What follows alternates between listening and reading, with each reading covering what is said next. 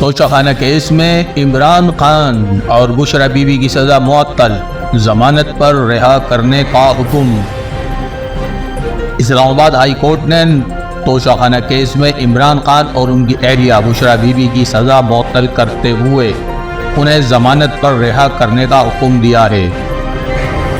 اسلام آباد high court کے chief justice عامر فاروق کی سربراہی میں 2 رکنی بینچ نے بانی P T I Imran Khan اور ان کی اہلیہ بشرا بی بی کی توشہ خانہ کیس میں سزا معطلی کی درخواست پر سماعت کی، جس سلسلے میں عمران خان کی طرف سے بیرسٹر علی ظفر نے دلائل دیے۔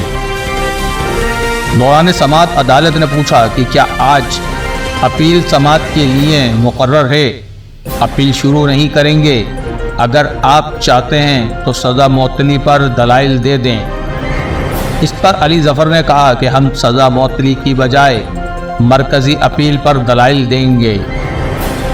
کیس کی سماعت کے دوران نیب پروسیکیوٹر نے کہا کہ فیصلے کا جائزہ لیا ہے، یہ سزا معطلی کا کیس ہے۔ اس پر عدالت نے کہا کہ یہ نیب کا بڑا قابل تعریف موقف ہے۔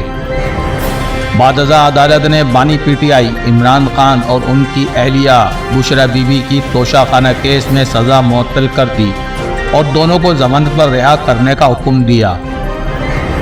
واضح رہے کہ عمران خان کے خلاف توشہ خانہ ریفرنس 5 ستمبر 2022 کو دائر کیا گیا تھا اور عدالت نے 31 جنوری 2024 کو عمران خان اور ان کی اہلیہ کو 14 سال کی سزا سنائی تھی۔ اگر آپ کو میری ویڈیو پسند آئی تو میرے چینل کو لائک اور سبسکرائب کریں تاکہ نئی آنے والی ہر خبر آپ تک پہنچ سکے۔